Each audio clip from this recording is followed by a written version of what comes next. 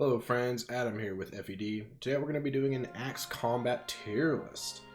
I'm honestly pretty pumped to do this one. I like a lot of the Axe Combat arts. So we're going to look through these and tier them based on usefulness throughout the entire game. So let us do that. Before we get started, I'm going to turn down my music. It's a little loud for my taste. There we go. Alright. So we're going to go, we'll just start from the bottom. So we'll start from C tier and go up. I do already have it organized as stuff, and we will be looking at some stats and stuff from serenusforest.net, which is where I get all my information from. So let's get started. So first, into C tier, Exhaustive Strike. Now, Exhaustive Strike can deal tons of damage, I understand that, but the cost is just too much for my taste. So if we take a look at Exhaustive Strike's definition here, or what it does.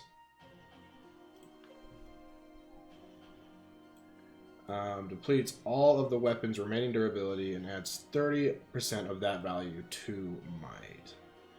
So even if, to me, that's just not worth it to me, you know? Even if your weapon has 30 uses on it, plus 10 might isn't worth depleting an entire 30 use weapon. That is too steep a price to pay for any damage you could deal. And I understand that that is pretty good. That is a lot of damage to deal. But man, that is not worth it for me. Alright. That's our only C tier. I think everything else is really good and worth using at some point or another. This next one, Wild Abandon, actually I did consider putting this one in C tier, and I kind of want to now that I think about it, because I don't really like it all that much. It's plus 10 might, plus 30 crit, but minus 30 hit. So it just makes your attacks less reliable, which on maddening mode especially is really frustrating to deal with. But you do have the chance of critting. 30 crits, nothing to scoff at. And I think that's what it is. Let me take a quick look so I'm not lying to y'all. Where are you at? Wild Abandon. Yeah, minus 30 hit, 30 crit. It's pretty good. And only 5 uses for 10 damage. I think that's the only reason I didn't want to throw it into C tiers, because it does hit so hard for a relatively low cost. So I think B is fair, but bottom of B, borderline C, in my opinion. Alright, next, Diamond Axe. I know this one's probably not going to be very popular that I'm putting it this low. Diamond Axe adds a ton of might. Look at the stats. Diamond Axe adds 14 might, but minus 20 hit and 7 uses to use it. I don't like the minus 20 hit. You'll see that as kind of a theme. I like hit on Axe combat arts and combat arts in general, and minus 20 is sort of a deal breaker for me, especially on maddening difficulty. So I think that is fair enough to throw it into Diamond Axe into B tier. You can make a case for being higher for dealing as much damage as it can, and even like on Claude he can get it really early because it's his he gets it for his budding talent and axes. So you can get it pretty early, but I don't think it's worth a combat art slot. So I think B tier is fair. Alright, next we have Focus Strike. Still in B tier. Focus Strike, it adds 30 hit. And I'm pretty sure that's all it does. Let me just quick check on that, just to make sure I'm not lying to you guys. Yeah, it just adds 30 hit, which is pretty good. It makes your attacks more reliable, and again, on maddening, very nice. That is why I put it above something like Diamond Axe or Wild Abandon. It might not deal extra damage, but you're going to hit with it. Plus 30 hit is a lot. So just improving reliability. I understand. If it added some might, I think I would put it like even higher. I think I'd make it, if it added like 3 might or something like that, it'd probably be A tier. But just because it's just hit, I put it like towards the top of B tier. Armored Strike. Armored Strike deals damage based on your defense. Or I should say, adds damage based on your defense. So it can deal massive damage in endgame if you have someone, and I think Dedu learns it, I think Cyril learns it, Balthus, Ferdinand learn it. all of these guys who can have tremendous defense in the end game really could just use Armored Strike and deal tons of damage. And pretty much any combat art that scales off of another stat is going to hit pretty hard. And I do appreciate that. I do like that. But I don't know. I think it's a pretty niche, has pretty niche use. And I don't know. You need to have the right stats for it to work. And on some units that it's on, I think like Cyril, I don't think even should worry about axes or worry about Armored Strike unless you want him to be a Wyvern Rider or Lord. Ferdinand has potential for it. I think Dedu is probably going to be your best bet with it, and Balthus, I'm not really sure, honestly. Armored Strike, again, hits hard. But that's about all it's really going to do. And that's, again, not a bad thing. But we'll leave it at that. Okay, Focus Strike is... Oh, I just did Focus Strike. I'm doubling back. Lightning Axe. Lightning Axe is like Soul Blade. It deals damage... It does magic-based damage, and damage increases based on your resistance stat. So, I like this one more than Armored Strike. I know it also scales based on a defensive stat, but it also hits on magic. And magic generally is going to be the weaker defensive stat of enemies. So Lightning Axe just overall, I think, has more use than Armored Strike. It makes units like... essentially, Lightning Axe can make a unit like Annette go from decent to amazing Wyvern Lord dunking on fools, you know? So... And watch now. I'm gonna be wrong, and that doesn't even learn that, but I'm pretty sure she does. Yeah, she does. It's the only like specific combat art she learns. Yeah, right there. That would have been embarrassing, wouldn't it? All right, let's go on to the next one. Again, hits on the weaker. That's why it's above Armor Strike, just because it hits on the weaker one. You know, weaker defense stat. All right, Monster Breaker is gonna be next. I think Monster Breaker, it just gives, it gives like 7 might. I better check to make sure I'm not lying to you guys.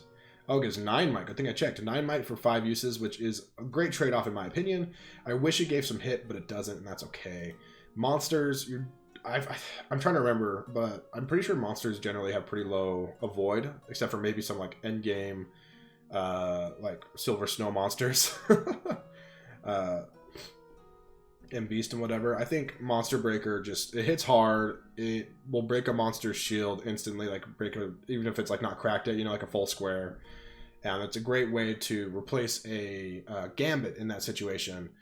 Like you can save your Gambits, use something like Monster Breaker. Oh, there's Milo, guys. All right, sorry about that. I had to go grab Milo and bring him in here so he would stop barking. So Monster Breaker, just in case I missed something on his. I like that it adds might. I like that it's effective against monsters and can replace a Gambit when you're trying to break monsters down. That's the biggest thing for me. So I'm going to say Monster Breaker is a solid A tier. Next, Helm Splitter. Helm Splitter, I'm also going to put an A tier. Let's look at stats really quick, shall we? 7 might, 5 crit for 5 uses. Effective against armored foes. Everybody learns Helm Splitter, right? Is that how Helm Splitter works? Let me make sure so I'm not like lying to you guys. Yeah, everyone learns Helm Splitter, I believe, on like C axes or C plus axes. Which is great. Effective against armored foes can be really nice. But the selling point is just extra might. I don't know. I'm actually, now that I'm looking at it, I'm tempted to put it lower, like down here, or maybe even like B tier, because it's not very often you see armored units. So I think I am going to throw it down here into like B tier and call it good. I'm tempted to move it up higher as well. I don't know. I think this is fair though. Doesn't really add hit, just adds a 7 might for 5 uses, which isn't as good as like Monster Breaker. And honestly, it might depend on the route, but I feel like monster units might be slightly more common than armored units in some cases. I could be totally wrong. That's just kind of the sense I get thinking back on it.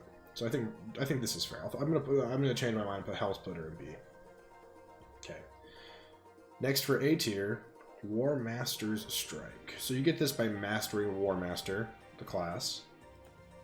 Let's look at its stats real quick.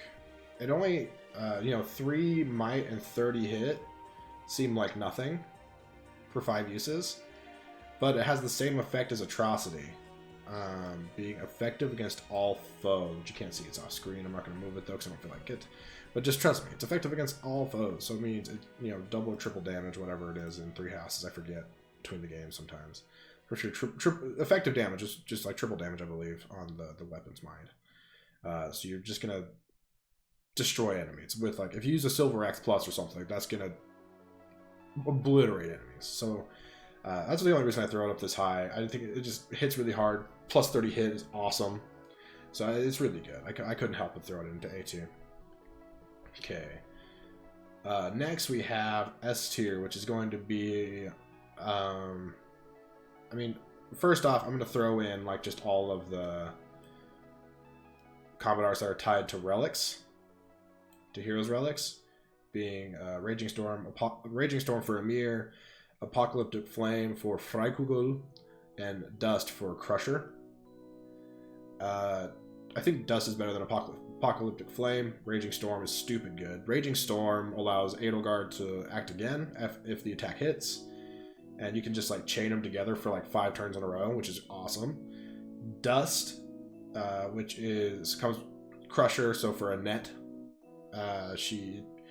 it just super strong attack that hits on the weaker defense stat of the enemy, which is crazy. And then Apocalyptic Flame for Freikugel, or so for Hilda if you're not doing New Game Plus. If you're doing New Game Plus, you can just get the right crest item on the right person. But Apocalyptic Flame just hits stupid hard. Let me make sure there's not like some other stuff that I'm missing with Apocalyptic Flame.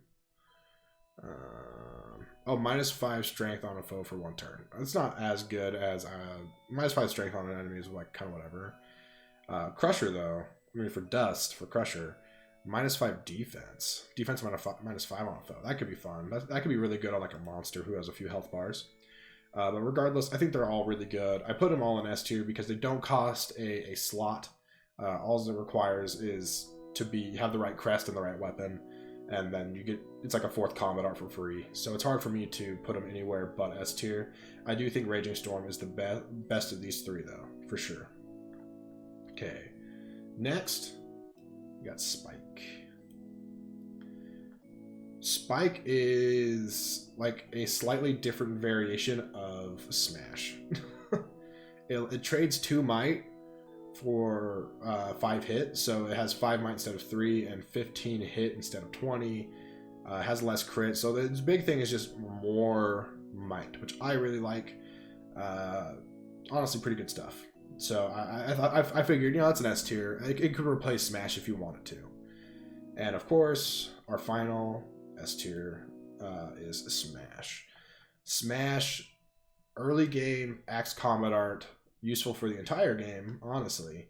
Adds 20 hit, 20 crit, and 3 might for 5 uses. It is going to be a staple in your early game maddening runs to make sure your axe units are reliable with their attacks.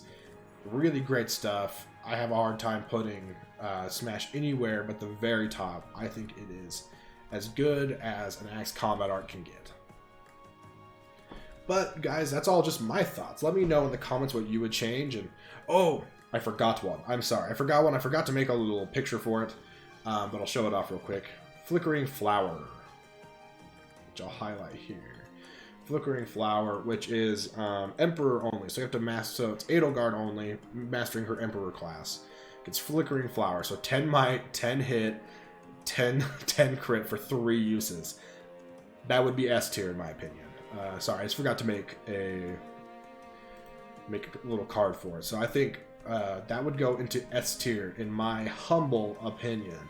I think it is super good. It's super late game, so that's like one thing. But if availability isn't being taken into account, which I really didn't worry about today at all, really looking at this, I think it's easy S tier, right up there with Smash and Spike. It's better than Smash. It's better than Spike. 3 uses for all those amazing boosts. I wish it was available for more people, but nonetheless, it is amazing. Amazing, amazing, amazing. But yeah, that'll do it now. So thank you for watching. Make sure to comment your thoughts on what you think should change in this tier list and tell me why. I'm interested to hear your thoughts. I've honestly had a lot of fun doing these combat art tier lists so far. And I think next we'll move on to bows. We'll do bow combat arts. And it'll be a lot of fun. So thanks for watching, guys. I'll catch you next time.